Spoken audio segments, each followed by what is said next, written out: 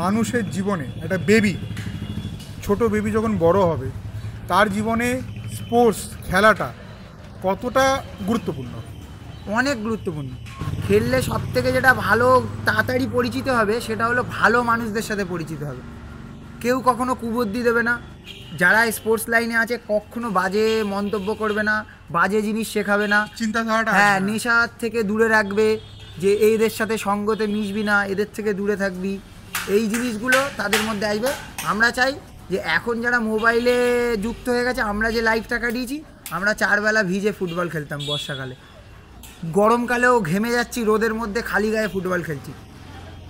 এই যে জিনিসটা আস্তে আস্তে হারিয়ে যাচ্ছে। এখনকার প্রজন্মের যে ছেলেরা মোবাইল, ওকে মারছে, গুলি করছে, বলছে যে ফ্রি ফায়ারে গুলি করছে, এইসবের ভিতরে ঢুকে যাচ্ছে।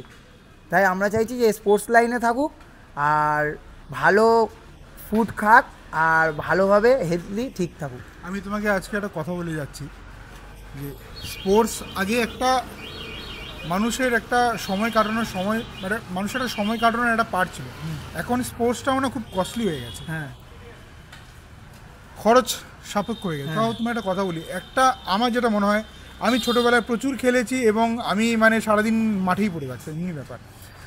একটা মানব জীবনে চরিত্র গঠনের ক্ষেত্রেও না, যে কোনো খেলাধুলা স্পোর্টসটা খুব দরকার। তাতে ডিসিপ্লিন আসে, একদম, তাতে মানুষটা পাংচুয়াল হয়, সময় এবং কখন কোথায় কিভাবে নিজেকে রাখতে হবে সেটাই স্পোর্টস শেখায়। হ্যাঁ, এবং যেটাকে বলে না ধৈর্য, ধৈর্য কিন্তু স্পোর্টস আনে। খেলা কিন্তু মানুষের জীবনে ধৈর্য আনে। স্পোর্টসের একটা পার্ট মানব জীবনে থাকা খুবই দরকার চরিত্র গঠনে। আমি তোমার একটা কথা বলে যাচ্ছি আজকে, আমি যতদিন এফোর্ড করতে পারবো, আমি আমার বাচ্চার ফিউচার বলে না, আমি আমার বাচ্চাকে খেলতে দেবো। যে তোমার যত টাকা লাগে ক্লাবে ভর্তি হও, তুমি খেলো। তোমাকে খেলোয়াড় হয়ে ন্যাশনাল টিমে তোমাকে খেলতে হবে না, তুমি খেলো, তোমার যতদিন লাগবে। এতে কি হবে না, অ্যাটলিস্ট এংজাইটি, ইনসোমিনিয়া, এইসব ডিপ্রেশন, এগুলোর থেকে অ্যাটলিস্ট আজকালকার দিনে দূরে থাকবে। কারণ সব থেকে বড় সমস্যা মোবাইল। ঠিক ঠিক। যখনই মাঠে নামি তখন আর এই হাঁড়ির প্রতি চিন্তা থাকে না, কি হচ্ছে দোকানে সেটার চিন্তা থাকে না, তখন শুধু মনে হয় বলটা কোথায়, আমার পায়ে কখন আসবে আর আমি কাকে পাস বাড়াবো।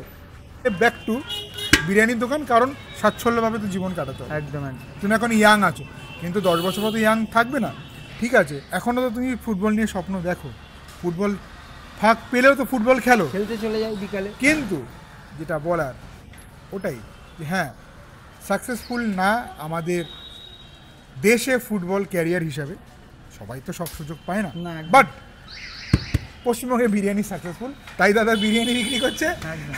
তুমি আমাকে বলো, দারুণ সুন্দর গন্ধ বেরিয়েছে কিন্তু। হ্যাঁ।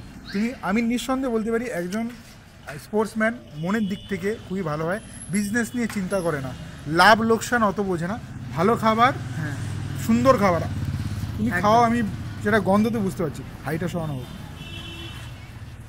বাহ, একদম প্রপার ব্যারাকপুর স্টাইলে বিরিয়ানি, একদম। একটু দেখাও। এই যে মাটন, বাহ, এর সাথে কিন্তু এই ফ্লাফি রাইস, একদম ঝলমল খিলখিল করে হাসছে রাইসগুলো, সুন্দর সুন্দর। মোটামুটি কী দাম রেখেছো দাদা?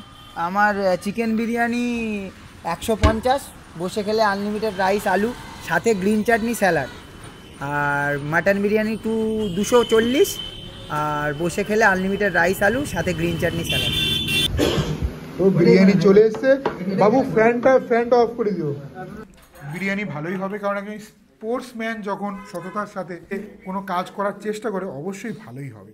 আর যা প্রাইজিং রেখেছে দুর্দান্ত। ইনফ্যাক্ট তোমাদের শুনলাম একটা ক্যাটারিংয়ের একটা আছে। ব্রেকফাস্ট ইভেন্ট ম্যানেজমেন্টটা ওটা আমার ব্রাদার দেখে, আমার বড়দা, আর আমি এই বিরিয়ানি বিজনেসটা। কারেক্ট। এবং আমি এটা বলে দিচ্ছি যে এইখানে কিন্তু কোনো একটা পেড প্রমোশন হচ্ছে না, তুমি আমাকে এই জন্য কোনো টাকা পয়সা দিচ্ছ তোমার ভিডিও বানাচ্ছি বলে না, এটা জাস্ট বারাসাতের আমি কিছু ভিডিও বানাবো, অক্ষয় আমাকে নিয়ে এসে, তো অক্ষয় এখানে ভিডিও করছে। এবং আমার মনে হয় যে অনেক অনেক কথা বলতে পারো, এবং আমার ফলোয়াররা হয়তো আমার সাথে দ্বিমত হবে। বারাসাতে অনেক ফুড ব্লগার আছে, কিন্তু মনের দিক থেকে যদি পরিষ্কার কোনো মানুষ হয় ফুড ব্লগিং দুনিয়াতে, সেটা কিন্তু অক্ষয়। কারেক্ট, আমি কোনো ভুল বললাম? আর আরেকটা কথা বলছি, এরকম একটা মানুষ পেলাম যে মানুষটার থেকে মানুষ শিখতে পারবে, তো সেখানটায় আমি আসবো না সেটা হতে পারে না। তো খুব সুন্দর একটা ফ্রেগনেন্স বেরিয়েছে। তো সিম্পল একটা মানে কি বলবো, মানে এটা দাদা বৌদি স্টাইল বা ব্যারাকপুর স্টাইলের একটা বিরিয়ানি এখানে। আমি বলতে চাই এই স্টাইলটা আমি এই হিসাবেই বানিয়েছি যাতে মানুষ একটা ফুড খেয়ে যেন মানে সুস্থ থাকে। মানে এই বিরিয়ানি খেলাম বিকেল 5টার সময়, আমি আর কিছু খাবো না, এবং আমরা ডাল ভাত খাবো, 6টার সময় এরকম কিছু। খাচ্ছি, হ্যাঁ, খাচ্ছি এবং চলো সেটা খাওয়া যাক। সেটা খাওয়ার পরে আপনি রেজাল্টটা পাবেন। কারেক্ট, চলো। কাঠের জলে বানাও, একদম কাঠের জলে দিয়ে সেই জালের যে একটা জিনিসটা স্মোকি, হ্যাঁ স্মোকি ফ্লেভারটা অতপ্রতভাবে জড়িয়ে গেছে, ফার্স্ট ক্লাস। এতে মন খুশি হয়ে গেছে। আলু নরম, খুব সুন্দর, সাথে হচ্ছে মাটন। বাহ, মাটনের কালারটা খুব সুন্দর দাদা। মাটনটা কত, মানে কতটা ওজন দিচ্ছ মোটামুটি? আমি 150 থেকে 60-এর মধ্যে রাখি। এর মধ্যে রাখো, তাই তো? একদম। আর মাটনের কোয়ালিটিটা হ্যাঁ। মোটামুটি তুমি টপ একদম একদম একদম 1 নম্বর মটন। চলো। আর কোনো ওইসব কোয়ালিটি নিয়ে করতে হবে না। আমি 800 টাকা কেজি মটন কিনে আনি। বাহ। কোনো আমি যেখান থেকে নিই আমি শুধু এই কথাটাই বলেছি, তুমি দামে কম্প্রোমাইজ করো না, কিন্তু কোয়ালিটি কখনো ড্রপ করবে না। কারেক্ট। যেন আমার কাস্টমার, আমার লাভ 2 পয়সা লাভ কম হোক, কিন্তু তার মুখে যেন লেগে থাকে মটনটা। Correct. আর মটন ভালো হলেই তার যে জুসটা ছাড়বে, তার ইয়াকনি। যে এই যে একটা এই মটনটা যখন দাদা ভেঙেছে, একটা ছিবড়ে ভাব নেই, এটা খেতে মজা আলাদা। আর একটু 18 কেজি 20 কেজির মটনের একটা কিন্তু গায়ে একটা ছিবড়ে ছিবড়ে ভাব চলে আসবে। এটা কিন্তু 13-14 মাল, 13-14 কেজির মটনটাই কিন্তু এটা। আবার তুমি যে 6 কেজি 7 কেজি 8 কেজি 9 কেজিতে আসবে, ওটা কষাই বেস্ট। এটা আমার এক্সপিরিয়েন্স, আমি জানি না আর কি মতামত। পাটনাতে যে হান্ডি মাটন হয় না বিহারে, হান্ডি মাটনের জন্য চম্পারন মটন, চম্পারন মাটনের জন্য 8 কেজির মাটন সব থেকে বেস্ট। হ্যাঁ, কারণ কি ওটা একদম ম্যারিনেট করে ডাইরেক্ট হয়ে যায়। তো চলো এখন মাটনটা দিয়ে আলুটা দিয়ে রাইসটা খাওয়া হোক। আজকে মোটামুটি সারাদিন ঘোরাঘুরি, আড্ডা, বন্ধু বান্ধব আমরা সবাই আছি, অয়ন, অক্ষয়, দাদা আছে। অনির্বাণদা আছে। তো আমরা এই আড্ডা মেরেই কাটাচ্ছি। ভিডিও কি কেমন হচ্ছে না হচ্ছে ভগবান জানে, কিন্তু সেটাই। চলো বাইট। দাম করুন ভালো, হ্যালো, ফার্স্ট ক্লাস, খুব ভালো। তো আমি এটাই বলবো যে স্পোর্টস খেলা প্রত্যেকটা মানুষের জীবনে দরকার, যতই বয়স হোক না কেন, ছোট সে বাচ্চা হোক, চাই আমাদের মতো প্রাপ্তবয়স্ক। একদম।